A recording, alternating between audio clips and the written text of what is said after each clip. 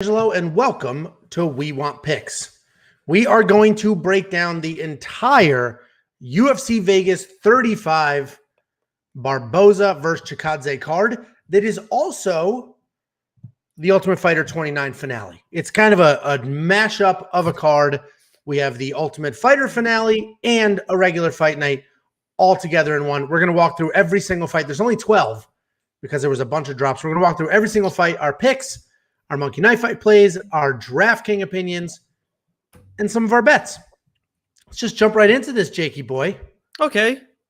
All right. Well, first up at UFC Vegas 35, we have Mana Martinez versus Guido Canetti. And that name. Is that a real name? My heartstrings. Is that a real name? Guido's a real first name. It's a derogatory term because it's a real first name. Anyway, Mana Martinez, 8-2 overall, 4-1 in his last five. Guido Canetti, 8-5, 2-3 in his last five, and he's on the wrong side of 40. Mana Martinez was supposed to fight Trevin Jones last week, but his coach died, and that's awful. Yeah, it's awful, and I'm not wrong. Like, his coach died, so he didn't fight, and then now he is fighting to honor his coach, and good for him. I don't know their relationship. But that's why he was off the card last week, but he's on this one. No COVID or anything like that. I don't know what this does for his headspace. I can't imagine. It's great. Either way, Mana Martinez has solid power. He's very aggressive. He is always looking for a finish. He switches stances often, and that can be complicated for his opponents. Guido Canetti, aside from having a fantastic name and just being from really just the greatest heritage that anybody could have, he's over 40 years old, and he's been losing by stoppage. He does move well. He has nice kicks. His striking is okay. He doesn't pose a real threat anywhere. And honestly, he would need to get this to the ground to win. That's pretty unlikely. This card is stacked with giant favorites. Guido Canetti is a big step down from Trevin Jones. I really don't see Mana Martinez having an issue here, other than I have no idea what his headspace will be like. No idea. What are your thoughts here? Where do you think Guido's from? It's an Italian name. Yeah, he's from Argentina. Yeah, he doesn't have to be from it. My jiu-jitsu coach is Luigi Mondelli from Brazil. Relax. Just saying. Yeah, you could even see on his chest. That's not Italy. That's a great looking chest too. That's what we strive for. I mean, that's what we strive for. So, okay. Listen, what are your thoughts on the fight? Listen, Martinez, you said he's got decent power. This dude hits like a middleweight in my mind, and that's why he's in my lineup. Not only does he hit like a middleweight, and I wish that I talked about last week with the Trevin Jones fight. I was going to pick Trevin Jones either way because I love Trevin Jones, and now I don't like Trevin Jones anymore.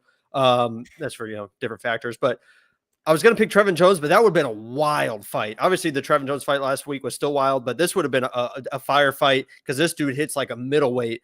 And Guido, unfortunately, with the age, that dude just doesn't move his feet very well. He's a little flat-footed. His last fight, it was like it was almost like a telegraph, like little left check hook that hit him and knocked him down. A check hook. Okay. Knocked him down. And so I honestly think that Martinez should and will dominate this fight and probably flatline Guido inside of 2.5 minutes. So he's in my lineup, and I'll probably place a bet on him as well. Not the 350. I'll probably chase like a first round stoppage, get a little bit better odds on that. But I love Martinez in this matchup. Yeah, you definitely have to chase that because minus 350 is crazy. He's not in my lineup, but he may end up in there. The only reason he's not is because the coach dying thing. Like, I really have no idea what this dude's headspace is. I mean, I know a lot of fighters that have different relationships with their coaches. Like, if Nick Newell lost his coach, that's like losing a father to him, right? If some of the other fighters lose their coach, they just move to another gym. They don't care. So I don't know their relationship. That is the only reason he's not in my lineup, because I actually think $9,000 is a great price for him. He could be 9,500, and he should be. It would be a reasonable number for this matchup. Complete mismatch. There are a few of these on this card, honestly. And the Monkey Knife Fight numbers, it's tricky because Guido is at 24, but I think you just go less, right? Like, it's going to be a mauling, no? Yeah, in my mind, I think that's going to take one decent shot to land on Guido to knock him out. And when Martinez lands, he lands stiff. And a lot of those aren't even looping shots either. Those are just straight down the pipe, right on the button. He's got some power behind those hands, so I would probably play the less. Yeah, 24 is just such a low number. That side worries me a bit. But less is probably the safest play here. And if you guys watch any of our breakdowns, these monkey knife fight numbers are live right now. WeWantPicks.com/MKF. If you like a line, hit it now because the monkey knife fight team is watching the video. And once you start giving our opinions, if we think a line is a little lopsided, they update those lines tomorrow morning. They leave it up as a courtesy for you today, but they update it. They move those numbers tomorrow morning. So if you like a line, play it now. The less here is nice. You can almost triple your money with a win. Next up at UFC Vegas 35, we have Jamal Emmers versus Pat Sabatini. Pat Sabatini is 14-3, 4-1 in his last 5. Jamal Emmers, 18-5, 4-1 in his last 5. Listen, we've been high on Pat Sabatini in the past. We picked him to win last time. He did win last time. We picked him to win in his fights that were canceled. I love Pat Sabatini. Dude's a killer. But I hear the but. It's coming. So we picked him a few times in the past. He has really good wrestling. He has a solid pressure on top. His striking is good. He's well-rounded. He's an absolute dog. Had a horrific injury, came back from it, and it meant nothing. That injury just doesn't exist. Fully healed, fighting like it never happened. And he's very, very tough. Jamal Emmers, very good striker, and he is the only person that we have really seen hang with Giga Chikadze. If you look at all of Giga's fights in the UFC, Jamal Emmers is the only person that really brought some of the fight to him, and that was actually a split decision. He's also a wrestler, but he doesn't need it, and he doesn't use it. He is the much better striking here, and he will have the wrestling defense to keep this on his feet. So I have Jamal Emmers winning this fight. What are your thoughts? I got a quick question for you. Do you think that I've gained the trust of the people after last week? Oh, my God. The second fight? Do you think I've gained their trust? Because honestly, I don't think I have. I don't think so either because you were on right a here. I bad have losing a streak. knife. I have a knife right here, Angelo, and I am about to make a blood sacrifice that Pat Sabatini, a.k.a. Captain America, a.k.a. Baby Blue Eyes, Mr. Submission, is the lock of the week. He's going to get it done easy. You guys have forgotten that Jamal Emmers has already lost once to a lock of the week, and that was Chaz Skelly. He didn't even come out to the octagon last time he was pitted against the lock of the week. He quit in the locker room. He might not make it to the octagon again today, on Saturday. And if he does, Pat Sabatini will finish a fight. He's going to get a submission. I have crazy bets on this fight. I love Pat Sabatini. He is his championship mentality is off the charts. The guy says, I'll fight anyone, anywhere, anytime, and I believe him. Pat Sabatini, lock of the week. Is that ketchup? What's that? Is that ketchup? It's blood. I just cut my finger. You think I would lie to the people? It's a blood sacrifice. You can't make that stuff up. You literally can. So we're on opposite sides of this one. I don't think Pat Sabatini is a bad pick at all. He is a dog. He's got very good grappling. His striking is pretty good, but Jamal Emmers. And I'm telling you right now, Pat Sabatini will be a future champion. I'm not even joking. This isn't even a joke. I've said it from day one about Pat Sabatini. He's a future champion. All right. Well, people in the live chat pointed out there's no blood on the blade, so good prop. Anyway, I wipe it off. I mean, I'm not a savage. Sanitary. Blood, don't you guys know that when you blood rust blades? You should know that. Well, so I do not. I have Emmers winning. He is my pick. I don't like him at $8,300 because I do think it's a close fight. And really, I'm basing this on Emmers' wrestling background. Wow, it got worse. Emmers is that the same finger? Yeah, it's bleeding. Emmers' background. He does have a background in wrestling. So I'm basing his takedown. I'm taking his takedown defense, adding in his superior striking, and that's how I'm getting to the win. But Pat Sabatini, if he's relentless with those takedowns, mixed in the striking well, he could win this fight. It's not a terrible dog. Look at you pretending you're hurt. The Monkey Knife Fight line is interesting. How do you? I think it's a high line. It is. It feels high. I would play less. Even I think that this probably. I have inside the distance for Sabatini because I think he finds a way to get to the ground and submits him eventually. But even if it goes long, I still think that's less because I think it's a lot of Pat Sabatini working for shots and grinding for shots and eventually getting one. So. Yeah, I don't know if I like the more or the less. It can go either way. I mean, they can go at it for 3 rounds, or they could play on the outside, or there could be a stoppage. This might be a line that I will wait to see if it ends up moving. There's probably a bunch of fun prop bets. I think I'm going to grab a Jamal Emmers wins by stoppage, decision is no action, because I don't think Pat Sabatini would put him away. I think if Pat Sabatini wins, he'll just grind it out. So that's a bet that I like. WeWantPicks.com/bets. I have a, and just you'll see our betting video eventually, but I have a money line, an inside the distance, and submission win for Sabatini. Well, you're all over Pat Sabatini. Well, this will be an interesting one for sure. Like I said, I'm banking on takedown defense here, but we'll see what happens. Next up at UFC Vegas 35, we have JJ Aldrich versus Vanessa Demopoulos. JJ Aldrich 9-4. She is 3-2 in her last 5, alternating wins and losses. Vanessa Little Monster Demopoulos 6-3, 3-2 in her last 5. She's jumping in here. She also goes by, what's her other name? She's got another name. She's got another first name. Crystal. When you do your, what? Crystal. So, JJ Aldrich is a decent striker with good takedowns. She's great on top as far as pressure is concerned. I don't think she's really working hard submissions, but when she gets on top, she has very solid pressure. She fights well within her skill set. It's funny because at this point in her career, JJ Aldrich is a veteran. She has 8 fights in the UFC, 8. And this is Vanessa's UFC debut, and she's moving up in weight. With that being said, JJ Aldrich, she does well with the skills that she has, and I think she's hyper aware of who she is and what she is. She knows she doesn't have insane power. She knows she's not the most athletic, but she's tough. She has decent striking, and she gets those grinding against the cage style takedowns. And I think she'll be able to bully Demopoulos here. So Demopoulos is moving up in weight, as I mentioned, for this fight. 10 full pounds, almost 10% of her body weight up in this weight class because she is taking this on somewhat short notice. She has been taken down before, and I think that will be an issue for her here. She's a good striker. She likes to fight inside the pocket, but she doesn't have any real power, and moving up in weight is not going to help that situation.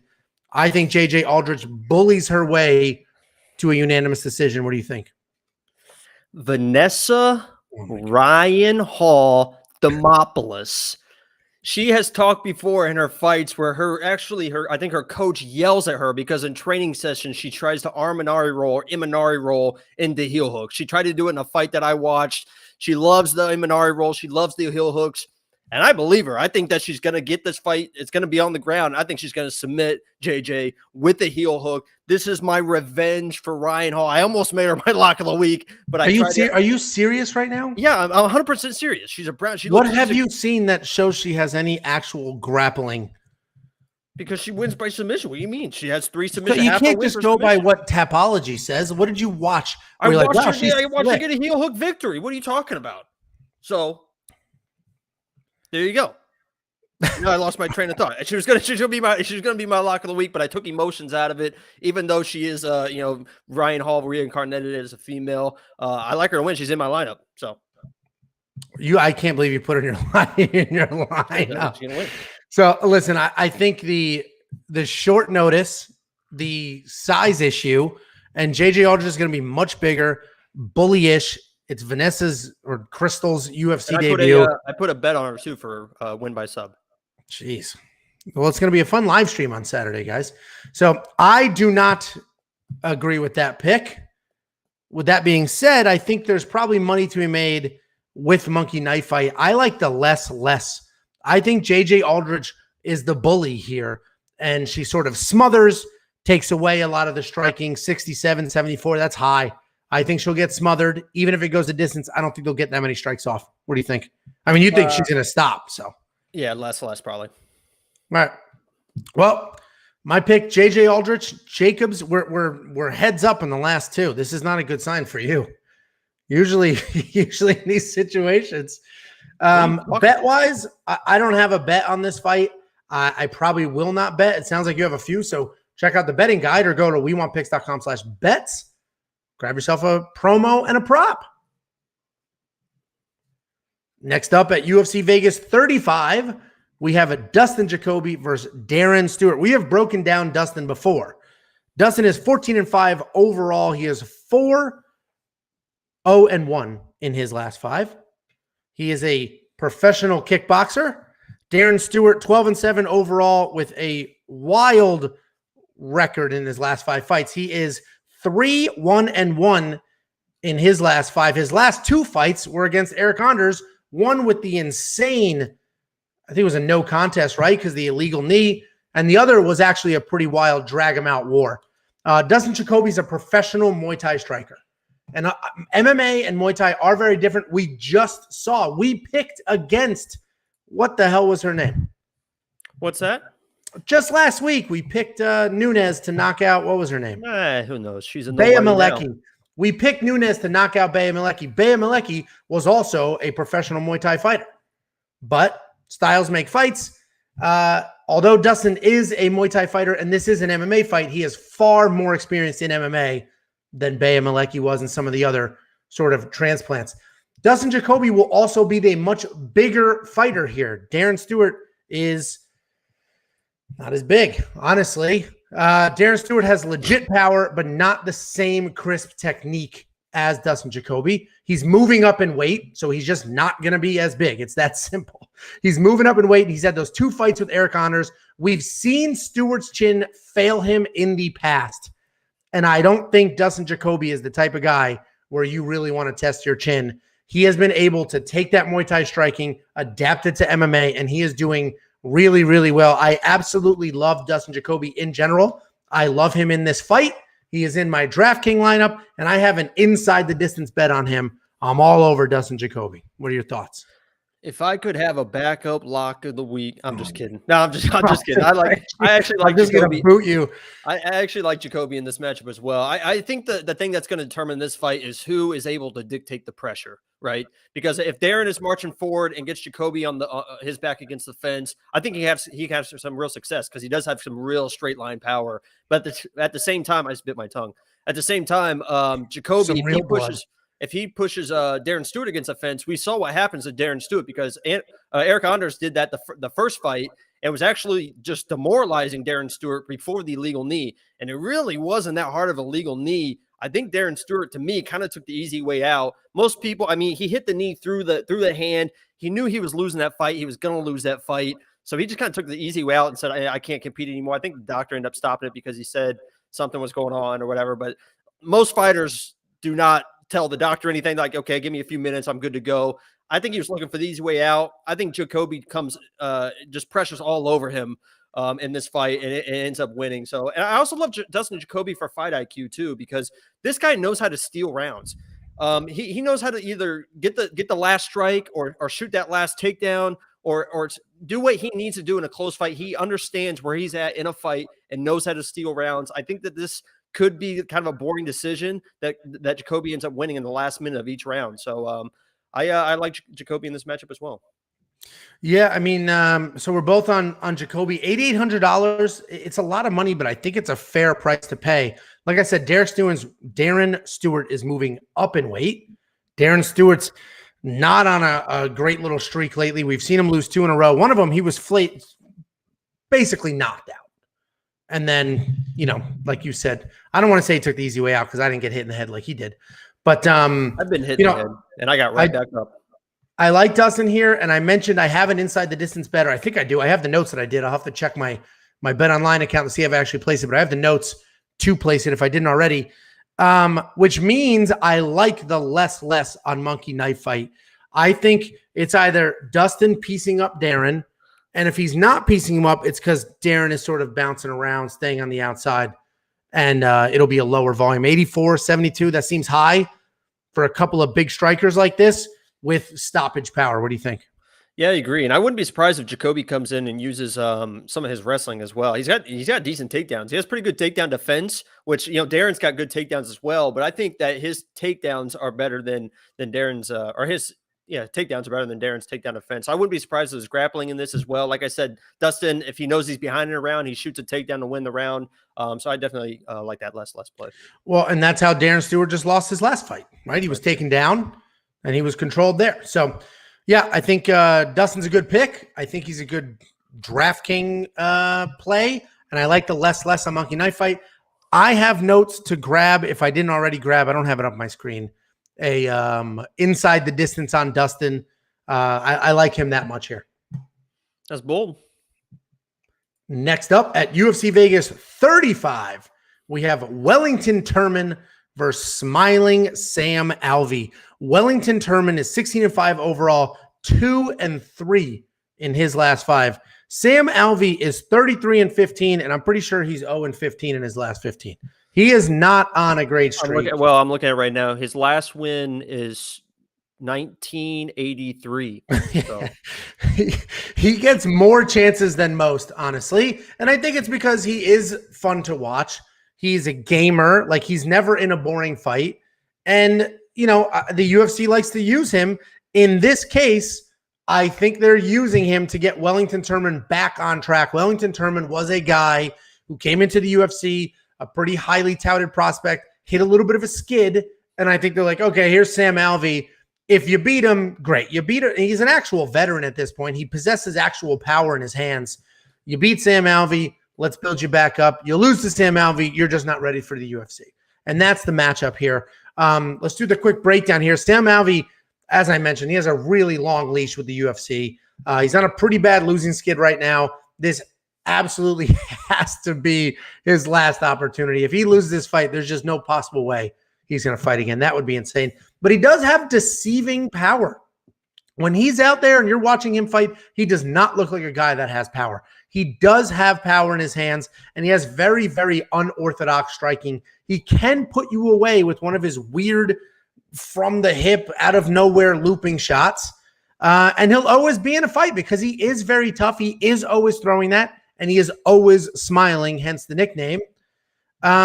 Wellington, I have to imagine, is very aware of Sam's power and will be looking for a takedown. Our buddy Dan Kramer, he's not with us. He went from that ridiculous hike to now he's on some work trip somewhere. He was just in Connecticut training with Glover, hanging out, and trained with Wellington. Wellington is with Glover. They all trained together for the weekend. And the feedback from Dan was Wellington's good. He feels really good in his feet. He's very solid. His grappling, we all knew, was very good. And Wellington feels good. And when you're going into a fight against Sam Alvey, feeling as good as he felt, Dan saw his training, literally felt it. He trained with him. Dan likes Wellington in this fight. Wellington has very slick on the ground, very good BJJ black belt. He is always looking for a finish. He's not a position guy. He's always looking to get it done. So, Dan felt it firsthand, picked Wellington. With that being said, Sam Alvey is much more live than people think. The odds makers are onto it at only plus 130. But I see a lot of people just, want to add another loss to Sam Alvey's streak. So Wellington's the pick. I think Sam Alvey is, it's a little tougher than people give him credit for, but what do you think? Yeah, and two of his last 3 losses are split decisions. One's a draw, wasn't even a loss, and the other one is that Ryan Spann, which is a wild fight. Sam Alvey is tough, man, but I 100% completely agree with you that the UFC is basically saying, here is a guy that's probably not going to knock you out. Please just take him down and submit him so we can get you going in the right direction. I think his nickname was even the protege. He came in with all this hype, and the only thing that really worries me about this was he was knocked out cold. And that was only 2 months ago. It wasn't, it was on the ground. Usually that's a TKO. People are kind of covered up. The ref stops it, but he was knocked out like flatline while he was on his back. And that was only 2 months ago. So we'll see how his chin holds up. If he's a little hesitant, because if you get hesitant against Sam Alvey, he is a good fighter. I mean, he's on this streak, but like you said, he's still got a little bit of power in his hands. And if he catches you in the right spot, he's probably going to drop you. So But I agree. This is what the UFC saying, just saying, please, Wellington, just please beat this guy. Not that they have anything against Sam. It's just they know it's going to be a fun fight, a hittable guy that Wellington can kind of show out for. So I think Wellington definitely should win this fight. But if Sam Alvey just eats shots for 2.5 rounds and then finds a way to win, I'm not going to be surprised at all. So I stayed away from this fight, but my official pick, I guess, would be Wellington. Yeah, I think it's closer than people are giving credit for. But yeah, Wellington, let's put it this way. There is a clear path to victory for Wellington, a very clear path. He doesn't need to stand and bang. He has had fights in the past, right? He's coming off 2 knockout losses. He didn't really grapple.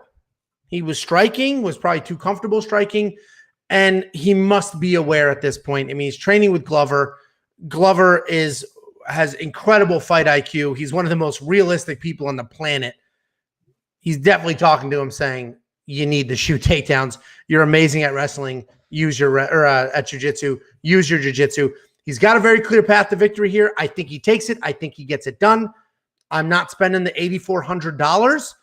I'm not going to grab a money line bet, but I might do the under on rounds because I don't think this sees a decision. I mean, I think Wellington either gets knocked out or submits Sam, and it's that simple. I don't really see a decision here. Sam Alvey knows how to lose. Either way, I do think the less on Monkey Knife Fight is solid, and I'm starting to feel weird because I've said a lot of lesses here, but I think the less might be a good pick. What do you think? It's a low line. It's a tough one too because it's right in the middle. Because Sam is so hittable, but he'll return shots as well. So he'll eat an elbow on the chin and then throw like 3, stupid shots coming back at you, and one of them is durable. Yeah, one of them is powerful. So, and he is very durable. The only thing that, like you said, if the grappling comes into play, so this is a real close one. If I'm playing it, I'd stay away from this one or wait to see what the line moves to later in the week. Yeah, that's probably the safer play. Wait for the line to move. WeOwnPicks.com. Grab yourself a promo. Get yourself some free money. Play a line. Give us some advice. Let you know what you're going to do. Next up at UFC Vegas 35, we have Alessio Di Chirico. He's the actual one from Italy. And Abdul Razak Al Hassan. Alessio is 13-5 overall, only 2-3 in his last 5. Abdul Razak Al Hassan, 10-4 overall, riding a 3-fight losing streak. Abdul, very powerful puncher. He tends to headhunt. We talked a lot about headhunting in our live stream last week. But Al Hassan, powerful striker. He tends to headhunt when he's looking for a lockout. He does have high-level judo. He just got so comfortable striking and he had so much success striking, he sort of abandoned his judo. His path to victory here is absolutely go back to your judo roots and use your judo. It is a very clear path to me, and I hope at this point he is a veteran on a 3-fight skid. He recognizes that, and he goes back to that. The problem is Alessio is a very good kickboxer. He has really nice high kicks. He's very versatile. And Abdul may get sucked into a striking match. He loves to strike. We know for a fact he fell in love with the striking. He's had success with it in the past. I am sure he will touch Alessio here, and he might just be too excited to continue to strike and not go to the judo, not get it to the ground, not hold him against the cage, get a trip, get a throw, work his grappling. But Alessio, as I mentioned, very good kickboxer, really nice high kicks. He's very versatile in his striking. If he keeps this on his feet, there's just no way he's going to lose.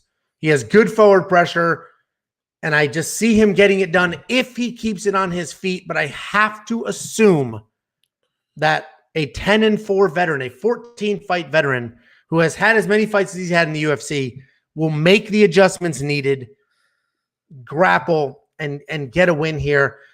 It's Alessio's the pick, but I do have Al Hassan in my DraftKings lineup, $7,300. I'm just hoping and praying he's going to use his judo, which is a pretty clear path. I mean, Alessio's a good kickboxer, but there's holes when it comes to the grappling. What do you think?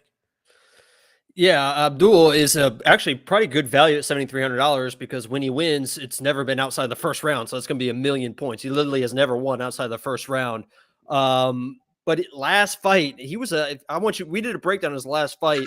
And I kind of compared him to Cody Garbrandt, because once he sees red, man, he just goes at it. And that's, I think you were kind of alluding to, that's going to be a problem against Alessio, because he is more of a counter puncher, a counter kicker. He's got the great kicks, like you mentioned. He just kind of will pull and pull and pull people in, and Abdul will see that. He'll see red and he'll come flying. But if you also watch that last breakdown we did, he was I think he was the biggest favorite on the card versus Jacob Malkin. But I picked Jacob Malkin. So, I mean, he was my backup lock of the week that week. So, backup lock of the week. So listen, if you're going to place a bet, I think that a first round TKO KO for Abdul is probably a good bet, because he's got 10 of them.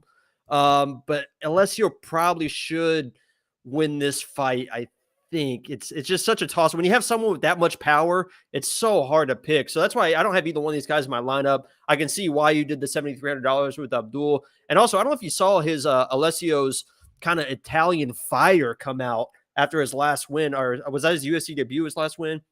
They were interviewing him, and he said, listen, guys, I don't want to do this interview because I don't think it's right that you only interviews winners. There's 2 people to the fight. You need to interview the winners and the losers. I'm out of here. And he left.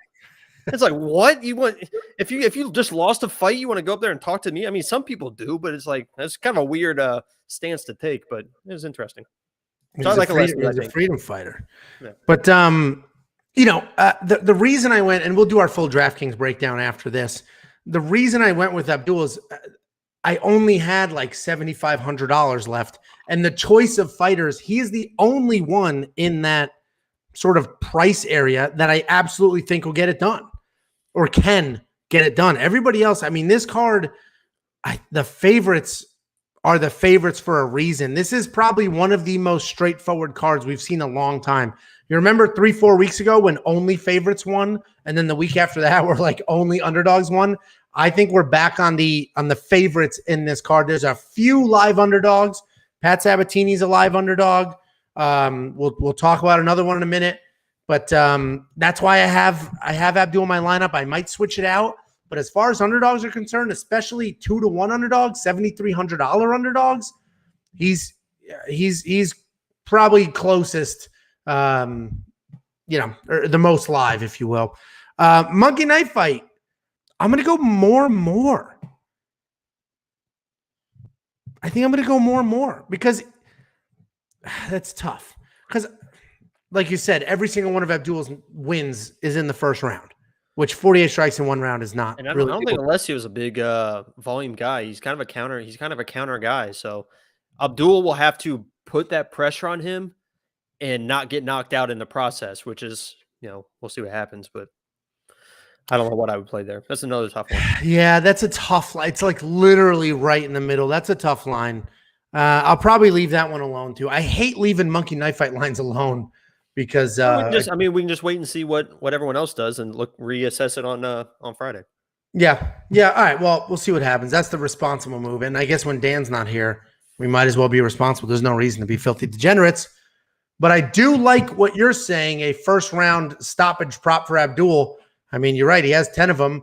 Why not get yourself some plus God knows what, plus 1,000, plus 1,200 odds on that? That wouldn't be that much. Throw a quarter of a unit on it. Well, he's plus 200 just to win. First round win. I know, but all his wins are first round. So yeah, he's probably plus 6, 7, 8. Like that. Yeah.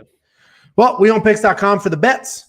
Weonpicks.com/MKF for Monkey Knife Fight. Both of them have free money deposit matches. Grab yourself some free money and go play or bet. Next up at UFC Vegas 35, we have the main card opener. We have Mahmoud Muradov versus Gerald Meerschaert. This is another massive favorite. We have 3 massive favorites on this card. This is one of them. Jared Meerschaert. It's like, I want to say like meerkat, like the little. Anyway, like Gerald, a little what? Can you do that again?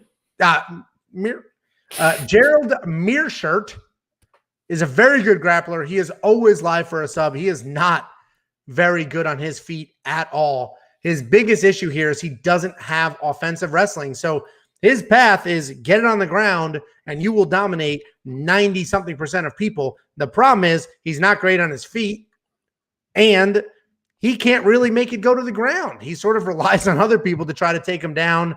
He relies on pretty sloppy takedowns. He doesn't have the offensive wrestling to dictate, and that's why the odds makers did what they did with this line. Muradov is a very good boxer who also mixes in kicks. He has really solid fundamentals. He is very, very clean with his technique. I mean, he is a very high-level boxer in this fight. He has really good takedown defense, and even if it gets taken down, which is just not happened yet in the UFC, nobody has taken him down. But even if he gets taken down, we had to go to non-UFC fights to find that. He is capable enough to survive. I think he can survive Meerschaert if he gets taken down. We have not seen him taken down in the UFC before. He hasn't exactly fought, Olympic level wrestlers or anything, but Meerschaert's takedowns have to be about as effective as yours. I think Muradov wins this fight. Yeah, I said it. I think he wins this fight. I think he's worth the $9,300. I spent it. And the odds makers were onto this, and I think they're right. If Meerschaert had some wrestling, it'd be different. He just doesn't. What are your thoughts? Gerald Meerschaert is the poor man's Michael Chiesa. That's all it comes down to. He's basically Michael Chiesa without the wrestling, like you mentioned. He has a million submissions, but like you said, he just struggles to get that fight there. And I don't think he'll ever recover from that Shimiev knockout, because he thought for sure he was going to win and just absolutely got demolished. The only thing that worries about me, and I honestly I think this is Muradov. I think this is the last kind of test fighter that the UFC is going to give him, as far as, okay, we're giving you strikers, we're giving you this guy, we're giving you this guy. Let's put you against a submission guy and see what happens. I think he's going to run through Gerald and finally get a top 15, maybe even a top 10 guy at that point, because I think he's the real deal. The only thing that I would worry about is if he is too worried about the submissions, because he's not really a jiu-jitsu guy. So sometimes when you're against somebody that's so good at jiu-jitsu, you can be a little defensive and you're not on your game plan. But I think he's got the championship mentality. He's got a ton of experience. This isn't a guy that's 7-0, 6-0, whatever. He's got a ton of experience. I think he comes in, puts the pressure on Gerald, and absolutely just TKOs him, KOs him. So I have him in my lineup as well. I think he's the big favorite, but he's definitely worth it. And $9,300, I still think is pretty good value for his abilities and capabilities. So. Yeah, and so here are my choices with DraftKings. I spent the $9,300 on Muradov. I could have spent only $9,000 on Mana Martinez and gotten 300 more bucks. Then all of a sudden, I don't need Abdul Razak in my lineup. The problem is, I told you, Mana Martinez's coach just died, and Muradov, I just think Muradov is just so much better here, right? Like I don't see him getting taken down. How is he going to get taken down? Right? Meerschaert can't take anybody down. He's going to take down Muradov, who has never been taken down in the UFC. Granted, he hasn't fought high-level wrestlers, but this is pretty one-sided. I can't imagine there's too many people outside of the Meerschaert family on that side of this pick. With that being said, there is some money to be made here. You can grab yourself a first and second round stoppage for Muradov. Get yourself some decent odds there if you want to do that bet. Or Monkey Knife Fight, you can almost triple your money with a win. I think Muradov is a knockout kings kind of guy. Ooh, this might be a little foreshadowing. This might be the week where I take two people for knockout kings. If you don't know what knockout kings is, go to WeOwnPicks.com/MKF, grab yourself a promo, log into Monkey Knife Fight. Then you can grab any three fighters you want. And if one of them wins by knockout, you get 25% back, or 25% profit. If two of them win, I forget what the odds are, but it's much more. I don't know. Is it double? I forget what it is. Go check it out. 100% if you put Muradov in your lockup, in your knockout kings lineup, whatever you want to call that, you'll get your 25% profit. You want to grab somebody else, gamble with two instead of one, get some even better odds there. What do you think here? What would you do to make money? Stoppage, Monkey Knife Fight? Yeah, I would look at I haven't looked at them, but I would probably look at the Muradov stoppages for a second. Maybe even play third too, because Gerald's tough. I mean, he has the experience, so he's not stupid. He's not going to come in chin up, looking for strikes. So he's going to play this patient, and might go into the later rounds. But I definitely think that Muradov is going to get the job done. So definitely some sort of inside the distance for Muradov. Yep. I mean, Meerschaert will always be live for a submission, always. But unless you're trying to take him down, he doesn't really have He doesn't have much to offer, and Murdov is not going to be initiating any takedowns. So Murdov is our pick. He's in my lineup. You didn't mention. Is he in yours? $9,300. He is in my lineup. Yeah. Okay. All right. Welcome to puberty. Let's move on to the next fight. Next up. Oh, great graphics. Look at those. Yeah. Great work there. I told you, Wow. I texted you that the graphics this week are rough because it's a lot of these, a lot Look of at drops, Michael go, man. a lot of Ultimate Fighter people that don't have like He might real drop pictures a yet. lawsuit for like defamation after that image. I don't know. I mean, this is a rough image. This is a dude. Not only is this a rough graphic that I put together, it took me a good 40 minutes to do the Michael Gilmore graphic. Like literally 40 minutes to remove the background, and then I tried to touch it up, and you can still see like the referee's hand. It's that cauliflower ear? What's going on with that? I don't know actually why it looks like that because I really tried to edit that out and couldn't. I didn't see that in my research. It's rough. Anyway, next up at UFC Vegas 35, we have Andre Petroski versus Michael, even though it's spelled backwards. I spelled it correctly on the screen, but it's actually Micheal Gilmore. Wow. You're right. These tough matchups are interesting. Tough as in the Ultimate Fighter, because we've seen a lot of these people fight each other or fight other people on the card, and there's a lot of overlap here. So Petroski's a very good wrestler with great takedowns. His stand-up is just okay, but his wrestling is so dominant that it doesn't always matter what his stand-up looks like. Andre should win here, honestly. He should be able to use his wrestling to get it done, but we did see him lose to Brian Battle, who is fighting on the card later, because he did not set up his takedowns well enough. His takedowns were sort of obvious and spotted from a mile away or not very effective, and that could be a problem here as well because Michael Gilmore, he is taking this on short notice, but he's 100% all in on his fighting career. He's the better striker in this fight for sure. He has solid leg kicks, solid power. I mean, Petroski should win. Wrestle, and you'll win. Wrestle, and you'll win. That simple. But if he doesn't set up his takedowns like he did in the other fights, then, Gilmore may catch him. Gilmore's got power. Gilmore's got good stand-up, and Gilmore could be a problem here. So this is interesting. This is a lot of these tough fights are interesting. I have to side with the wrestler. I think the odds are wide. I don't think he should be a 3-1 favorite, Petroski. I know it's short notice. I know he has really good wrestling, but still, I mean, he's got 6 fights. We're not talking about a dude with a long established career. He's coming off a loss. So either way, Petroski's the pick. The path to victory is very clear, but we've seen him muddle that path in the past. What do you think? It feels very weird because like my notes, it's like you were reading off my notes. Honestly, I mean, I agree 100% that Andre should literally probably dominate this fight, but I have literally written in my notes, be the boring guy. Listen, just shoot takedowns. You don't have to be the flashy guy, grind out, get the win, get the submission, go on and fight another day, because when this dude starts throwing, Andre, he throws the most telegraphed, looping shots, but you can tell he loves throwing them because he has power if he lands it, but they're just such telegraphed shots. And Michael, when he comes forward, he throws bombs, man. And if he lands one of those shots, if Andre just messes around for one exchange and Michael just comes charging forward and lands a shot, he's going to find himself some real trouble. Because I think Michael's, honestly, I think his wrestling is underrated. He's got takedowns of his own. I think he's got decent takedown defense. So if Andre starts getting frustrated, if he can't get those takedowns as easy as he'd like and wants to exchange, he could find himself in some real trouble against Michael, because he is no slouch. So he should win this fight, but he just got to be boring, man. He just got to shoot those takedowns. You nailed it exactly right. Just shoot the takedowns, get it to the ground, get your submission win, and move on to the next one where you have more training camp to improve your striking.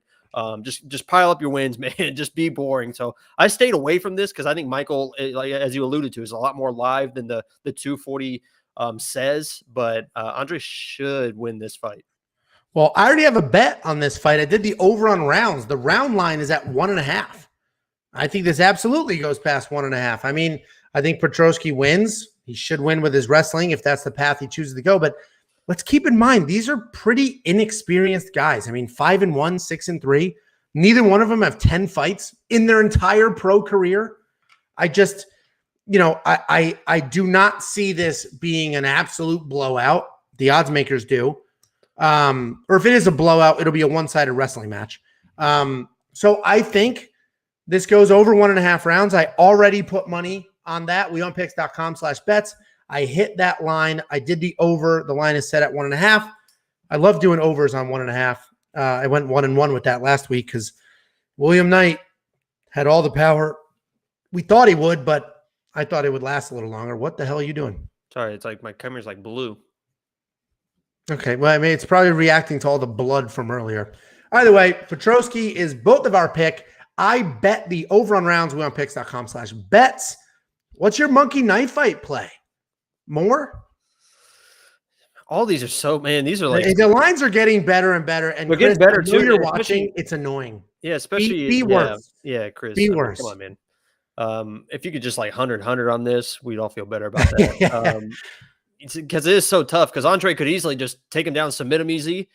Michael could land a shot easy. Neither one of these guys are like real crisp strikers. So I mean, less might be the play. But usually, when you get two guys that aren't like the best strikers, it's a sloppy mess. Slug it out. So it's such a tough play. So it's probably more. I mean, 31 is a very low number. It's probably more. I'd like the more for him. It just Andre, if he just takedown. If he just grinding takedowns, that 51 is gonna be tough to hit. Well, maybe he'll pepper on top. So. This is hard. Chris, I'll probably do a monkey knife fight breakdown with Chris tomorrow. If you haven't seen any of that stuff, Chris sets the lines. He's the guy. He makes up these numbers. He does the math. He comes up with them. I've been doing on Wednesdays videos with him where he walks through a few of his lines, how he got there and what he thinks about it. And then I give my pick. So we'll ask him about, hey, Chris, how did you get so freaking good at this? Because these lines are hard as hell this week. Especially, look, there he is. Yeah, I see him in the chat now. Especially, this is a week where I was hoping that he'd be way off because there's some tough guys on here. There's no real stats, but these lines are tough, man. I don't know what I'm going to do here. More is probably the play, but this is a tough line for sure. Next up at UFC Vegas 35, we have what I think is the most interesting fight of the night. Not the best, not the most exciting, just the most interesting. We have Kevin Lee versus Daniel Rodriguez. Kevin Lee, 18-6 overall, only 2-3 in his last 5. Daniel Rodriguez, 15-2 overall, 4-1 in his last 5, and sort of defying the odds, right? He's been an underdog a few times, and he's come out and he's won those fights. Kevin Lee, man, that dude has had a very rough road. He has had injury after injury. I think he had COVID at one point. He's got 2 completely blown out, miserable knees, and he is now moving up in weight. Kevin Lee is like the most unknown veteran, if that makes any sense. If you look at his record, he has fought everybody, including the current champion, and yet he's just never really in title contention. He's just never there. He's almost there, then loses a big one. Almost there, loses the big one. And again, he's been plagued with injuries. So Kevin Lee has had a really, really rough road. He's coming off a loss to Charles Oliveira, which was bad, but in hindsight, all right, well, look who's the champ now, right? So it's Charles. It's Charles. He's the champ. Okay. He's fought every single person in the division. His boxing is pretty good, but he's definitely a grappler. He shines in the grappling. He does have veteran savvy. The bonus of fighting all of these top-ranked guys in the world, even if you're losing, is the veteran savvy. And he does have that. Cardio can be an issue for him at times. Maybe moving up to welterweight, because he is moving up a weight class here, could help. But I imagine he's moving up in weight because his knees are a disaster, and it's probably hard for him to do the running and all of that hard cardio to keep his weight down. So I think he's coming up in weight because his body is beat up, man. This poor guy has had injury after injury, and they've all been significant. Daniel Rodriguez is a very, very good boxer. He picks his shots really, really well. He has good takedown defense. He doesn't have much to offer as far as a grappler is concerned, but he hasn't really needed it, and it may not matter in this fight. His boxing is so crisp. His cardio is on point, mostly because he picks his shots, right? He doesn't come out hammering away and leaning on his cardio. He picks his shot. His boxing is clean, so he doesn't necessarily gas out. I think Daniel Rodriguez will outpoint a very frustrated Kevin Lee in this fight. I know a lot of people are on Daniel Rodriguez, and that actually makes me a little nervous. And even before we started this live stream, the chat was plentiful with people picking Daniel Rodriguez. So it makes me nervous that I'm picking him, but I think his takedown defense is good enough. His boxing IQ is very good. His cardio is good enough. I think he stays away from the much smaller in this fight, Kevin Lee. I know you're a Kevin Lee guy. What do you think? Yeah, you alluded to my Kevin Lee fondness. I think I'm the only person in the world that actually likes Kevin Lee as a fighter. For whatever reason, it feels like everyone just hates Kevin Lee. I'm not sure why. He is kind of a douchebag, and he lost some fights he probably shouldn't have lost. But I'm really excited to see him at welterweight. That lightweight was a real tough cut for him. He was really, you could tell he was really drained at the end of some of those fights. So I honestly think that this move to welterweight is going to be kind of like the Michael Chiesa move. I think he's going to find some real success here, and I think it's going to start with this fight. Listen, I love Daniel Rodriguez. He's been the underdog. He's won as the underdog.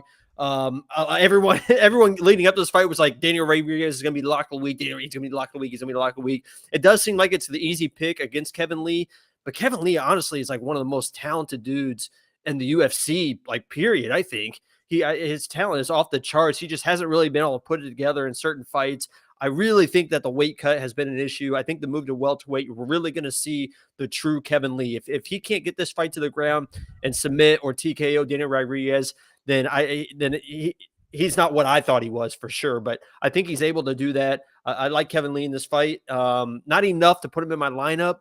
I'm actually kind of surprised that he is a 150 favorite, given what he's done in the past and given how good that Rodriguez has looked. So I don't like the $8,500 price point on him. But I think he finds a way to get to the ground and get to win.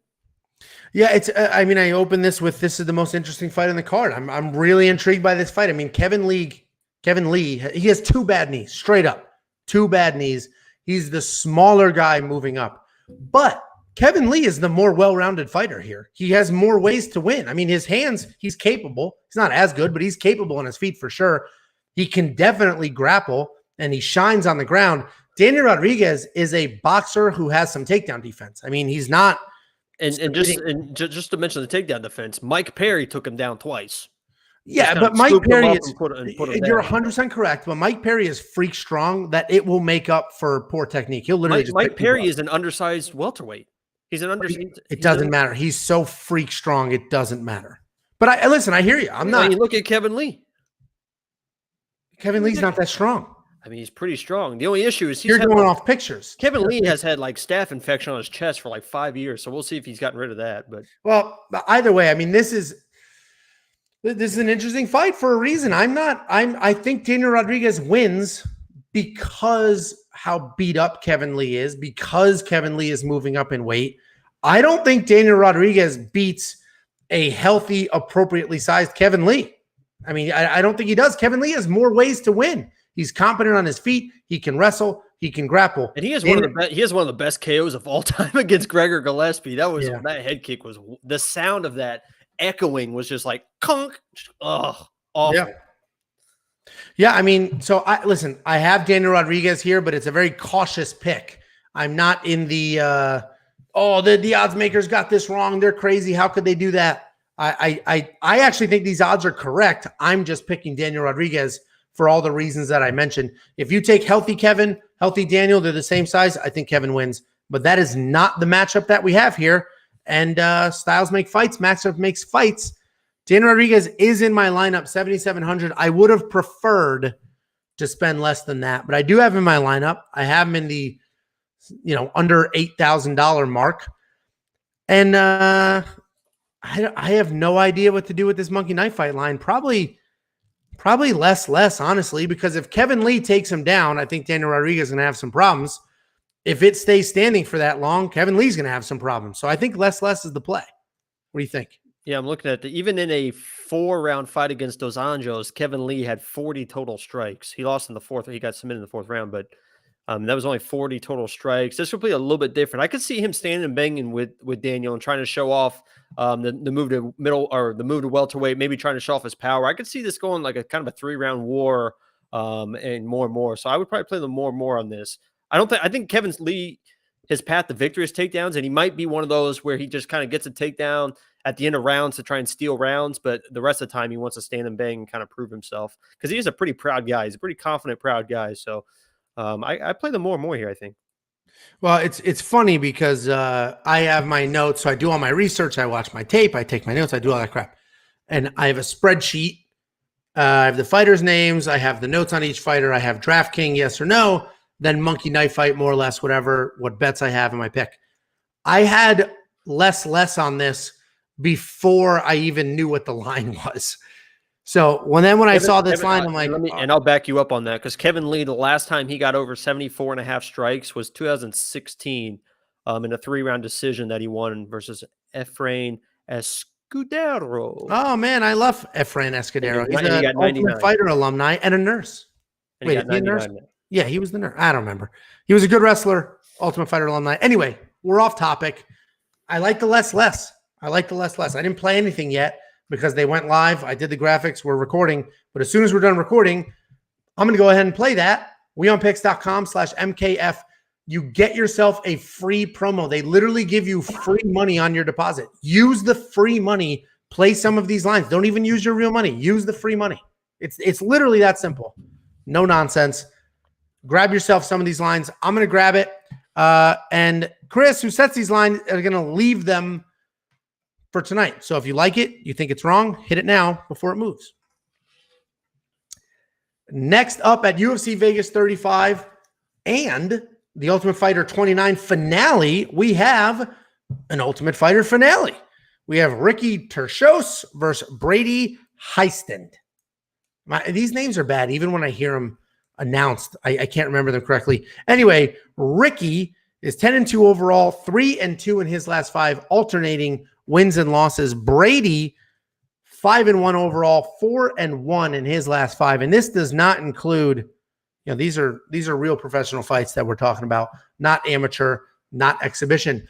Ricky is really, really fun to watch. I mean, he has a crazy style. He moves forward with a ton of pressure, insane variety of strikes. I mean, kicks, punches, elbows, spinning. Like he'll just do whatever, and he'll throw anything from anywhere and smile while he's doing it. I mean, he's just a fun dude to watch fighting. He enjoys it, and it just like brings you joy watching that dude fight. Brady Heistand is a pretty good wrestler. He scrambles well. His boxing is good enough, but he'll struggle with the craziness of Ricky. I mean, Ricky's just crazy when he's in there doing whatever he wants. And Brady will struggle with that because he's a little more formulaic, right? He's relying on, if I do this, you're going to do this. And that is just not going to work with Ricky. Ricky's constant stance changes, right? Sugarfoot, orthodox, and pressure will have Brady taking wrestling shots that he absolutely should not. With that said, his scrambling is good enough. He may be able to win a few of those scrambling exchanges, but listen, Ricky's the pick. Ricky's in my DraftKings lineup. I love him at $8,700. I'm all over it. And in my notes, I have more for Monkey Knife Fight again before I saw the line because I just figured these guys would go at it. Brady's durable. Ricky's crazy. Lots of pressure. This line's a little higher than I thought it was going to be. But what do you think?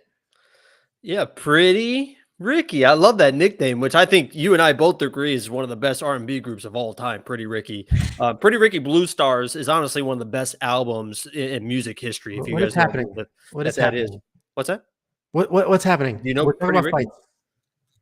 Yeah, well, I just thought I think the whole chat will agree with me that Pretty Ricky is one of the best R&B groups of all time. Okay.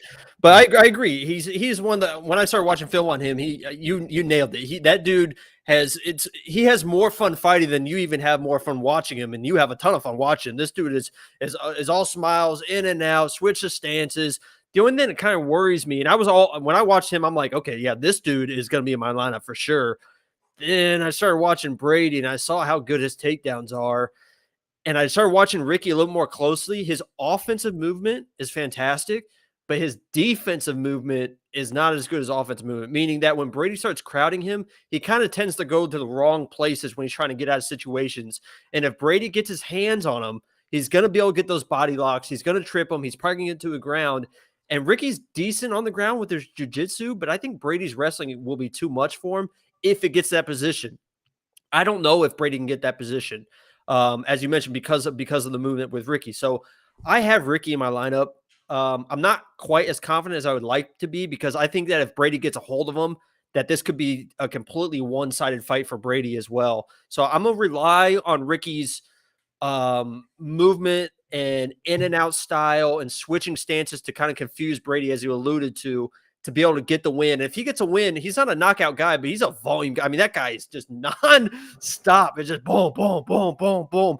I just worry a little bit about those takedowns from Brady, because if he gets it, he's gonna control his fight. So I have Ricky in my lineup, but I'm not loving it completely. But I think the more is the play here.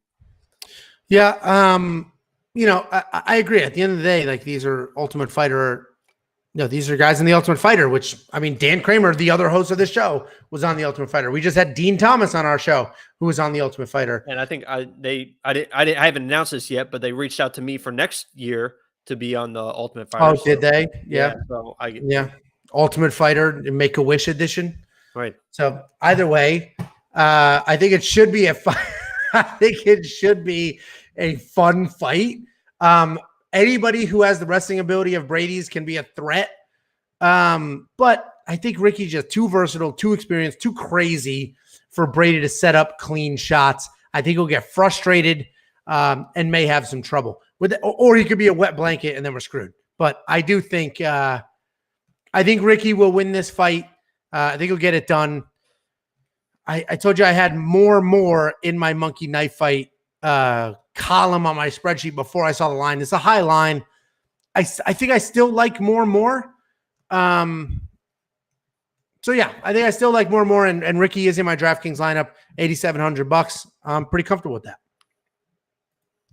Next up at UFC Vegas 35 and the Ultimate Fighter 29 finale, we have the second championship fight for the Ultimate Fighter, right? To win the Ultimate Fighter, whatever you want to call it. We have Brian Battle versus Gilbert Urbina. Brian Battle, 5-1 overall, riding a 4-fight win streak.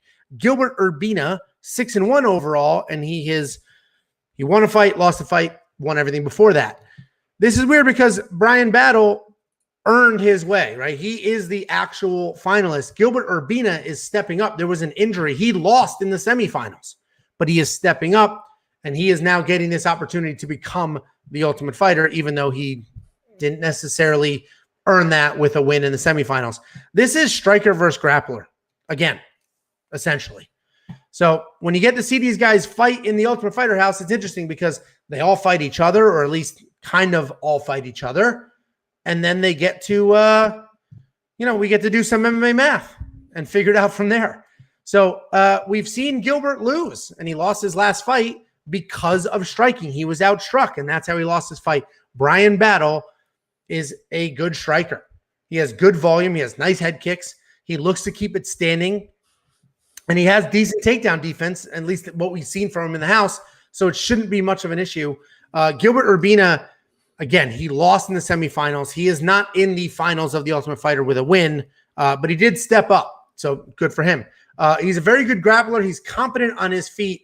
But if you watch the semifinal fight, it was clear he doesn't have the striking defense, and he'll get outclassed in this fight.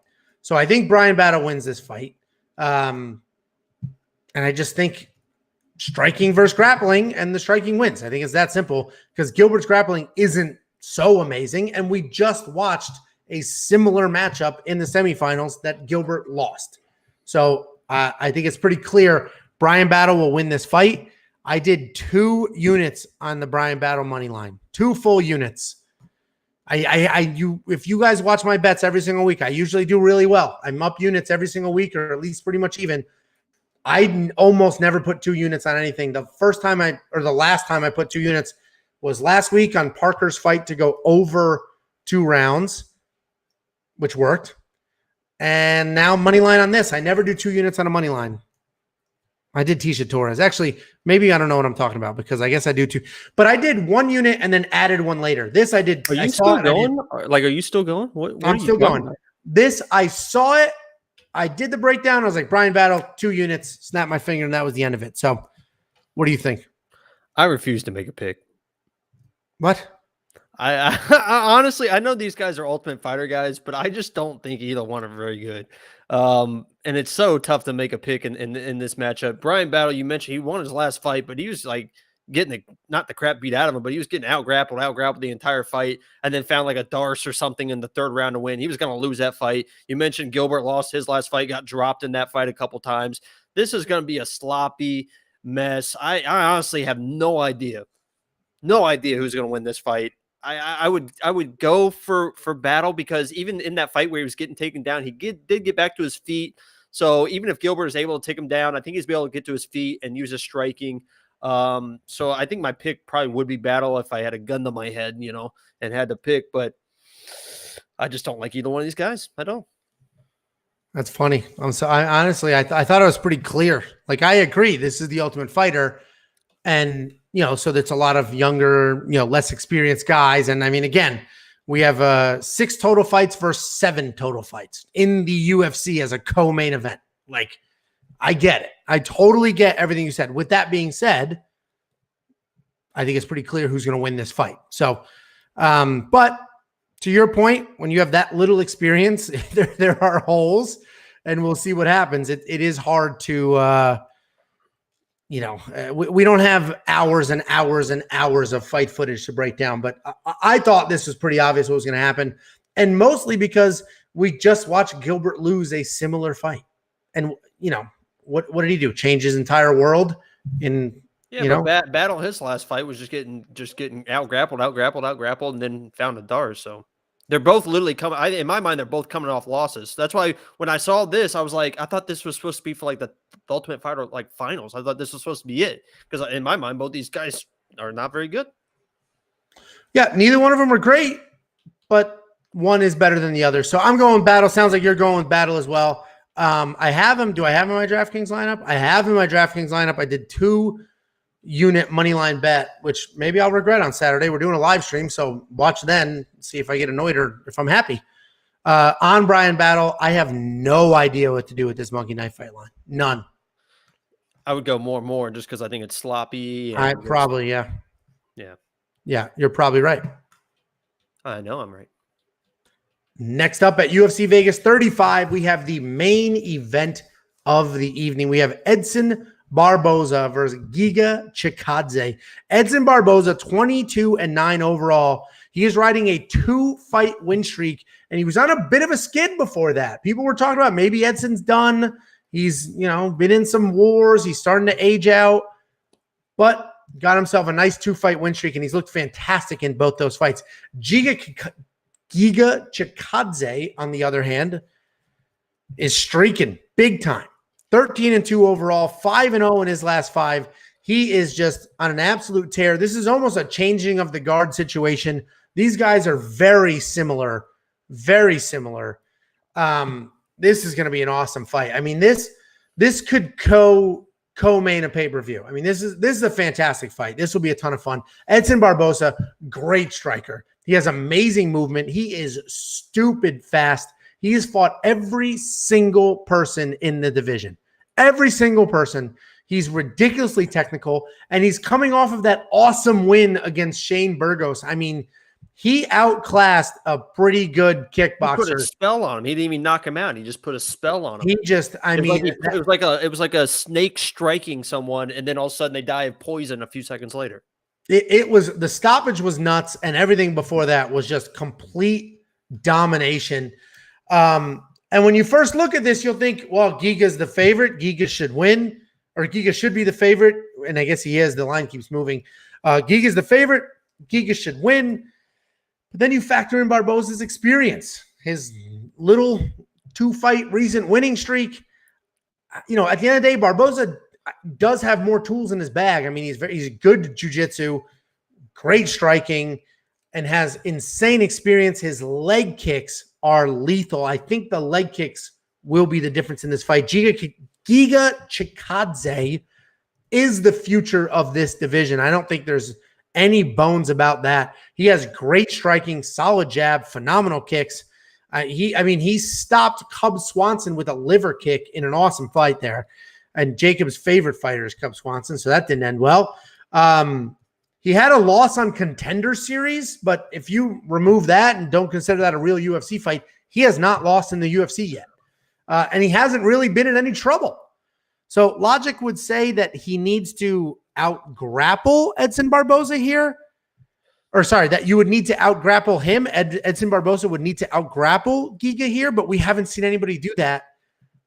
This is such a tough fight. My pick is honestly Edson Barboza. I think the leg kicks are the difference here. Giga is insanely versatile with his kicks. Awesome fighter, top to bottom, but not a ton of leg kicks. And I think Edson Barboza will slow him down, take that movement away, use those leg kicks, use that veteran savvy. I have him in my DraftKings lineup. I like Edson here, but damn, is this fight razor thin. Jacob, what do you think? Was that going to yeah, be? I mean, I stopped. There's only two of us. Clearly, it's you. If there was a prop bet on like a broken leg or broken forearms in this fight, I think I would put money on one of those, because this is one of those fights where Barboza is going to be slamming leg kicks and Giga's going to come with Giga kicks for body kicks and Barboza is going to be blocking them. I could just see something wild happen in this fight. Listen, I jumped on when I logged into Bet Online. You guys can go to wewantpicks.com/bets and check it out. But I actually got Giga for +100. When I saw +100 for Giga, when did you do that? Huh? When? Yesterday at some point. I don't know when it was, but I saw +100. I'm like, yeah, I'll take +100 for Giga in this fight. I think it's very evenly matched. I think that Edson definitely has definitely a fighting chance. Obviously, he was a favorite at one point in this fight, and DraftKings has him as the favorite, but Giga just seems like he's just on another level, man. This dude is an assassin. That's no disrespect to Barboza, because he's a fantastic striker in his own right. It just seems like there's just this path, and sometimes those fighters, you can just see them going all the way to the top. And Giga, the way he runs through people, like you mentioned, he's never in trouble. He just always seems like he's that guy that's going to complete control, knows his distance, knows what to do in fights. I love Giga with his abilities. I think I picked Cub to beat him, but that was just because I love Cub. You know, shout out to Cub if you're watching. I love Cub. But yeah, I like Giga in this fight to win. He's in my lineup for the 5 rounds because I don't think he's going to get one of those finishes because Barboza's tough. I think it's just an absolute war that Giga is able to land. This might be a fight where Giga has less strikes but wins because he has the harder strikes. So I like Giga in this matchup. Yeah, I mean, I can't argue with anything. I mean, this is a razor thin fight. The reason I like Edson, I mentioned the leg kicks, but you know me, right? We break down the fights, and I like to see who has more ways to win, who has more tools in their bag. Edson Barboza has more tools in his bag. He's the better jiu-jitsu guy. He's got more experience for sure. I mean, look at his record, right? Look at his freaking record. He has got more experience, better jiu-jitsu. The striking is probably even. Unfortunately, he's a little older. He's been in some wars, but he does have leg kicks. So that's why I'm giving Edson the slight edge. I'll spend the 8,200 on DraftKings. This is the type of fight. If you're doing a big tournament, do not draft both guys. That's stupid. If you're doing 50-50s and double ups, I mean, there's value in grabbing both guys. I mean, I think this is a war. I think they both put up solid numbers, honestly. Yeah, I agree. This could be the loser is still 50, 60, maybe even 70 points with all those strikes. Yeah, exactly. So, I mean, the loser should put up some solid numbers. This could be a back and forth war. They're both tough. They both have phenomenal I'll tell you striking. one more. I forgot I placed another one. This is just a hunch, but I do have a specific round for Giga. I put a half a unit on Giga in the 3rd round. So if he gets a 3rd round finish, clip it and ship it. Okay. Monkey Knife fight is wild. I got to go less more. 135 is a high line. I know Edson is a high volume guy, but he doesn't face strikers at this level very often. So I got to go less more. You can go less if you think Giga blows through him, which I don't see that. So I think less more is the Monkey Knife fight plan. I'm pretty confident in that. I bet that line moves tomorrow. What do you think? I completely agree. Yeah, I'm going to take that note. And as soon as we're done with the live stream, I'm going to go play that before Chris moves it. Less, more. Sit on your hands, Chris. So everybody watching, thank you all very much. go to wewantpicks.com. We have all sorts of promos and matches. There's free money everywhere, literally free money everywhere. Join our DraftKings league. It costs you nothing. We give money away to the winner. If you win our free DraftKings league, I send you $15 if you're a subscriber. If you are a member, I send you 30. Literally Venmo, Cash App, however you want it. Sign up for Monkey Knife Fight. You can almost triple your money with every single play. You can 25 times your money if you want to smash a few of them together. Watch all our stuff. Like the videos. Thank you so much for the support. The live chat was wild. Thank you guys very, very much. We will be doing a fight companion. I will be doing a pre-fight live. We're doing all the things this entire week. We'll see you then. Thank you all very, very, very much.